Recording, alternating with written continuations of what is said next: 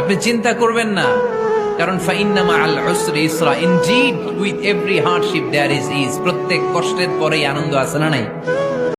মানুষ তার নাম খুব পছন্দ করে, নিজের নামের। কারণ দেখবেন কাগজ আর কলম পাইলে সবাই নিজের নাম লেখে, খালি নিজের নামের সিগনেচার দেয়, আছে না নাই?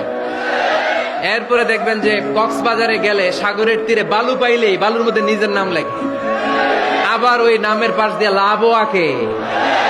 কত কিছু চাইলাম, পাইলাম না, হুজুর দিল না আল্লাহ, বলে না?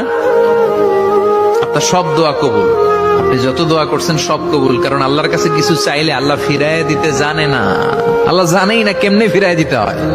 সুবহানাল্লাহ কোন চাওয়া মাত্রই আল্লাহ বলে অ্যাকসেপ্টেড, যা কবুল, দিব দিব না এটা বলতে জানে না।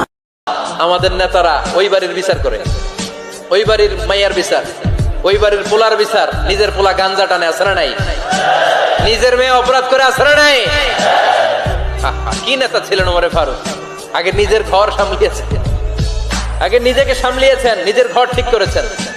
বলেছেন জনগণ করলে যত বেদ, তোরা করলে double Veda. This is call leader, ঠিক কিনা? বিশ্বাসীরা বোকা হয় না, বিশ্বাসীরা ঝুঁক বুঝে কোপ মারে, সময় মতো কাজ করে। আওয়াজ করে বলতে হবে, ঠিক কিনা? তাহলে এই সময়গুলো দোয়া করলে কবুল করবে কে?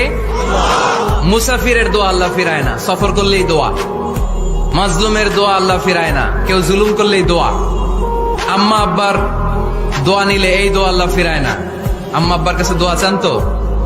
গোটা দুনিয়ার সব পীর সাহেব কোরআন খতম করে এইখানে ফু দিছে, এই বোতলে। আপনার আম্মা শুধু বিসমিল্লাহ বলে এই বোতলে ফু দিছে, মুহূর্তের মধ্যে আপনার মায়ের দোয়াটা আরো উঠে যাবে। এজন্য আব্বা আম্মার কাছে দোয়া চাবো, রাজি আছেন?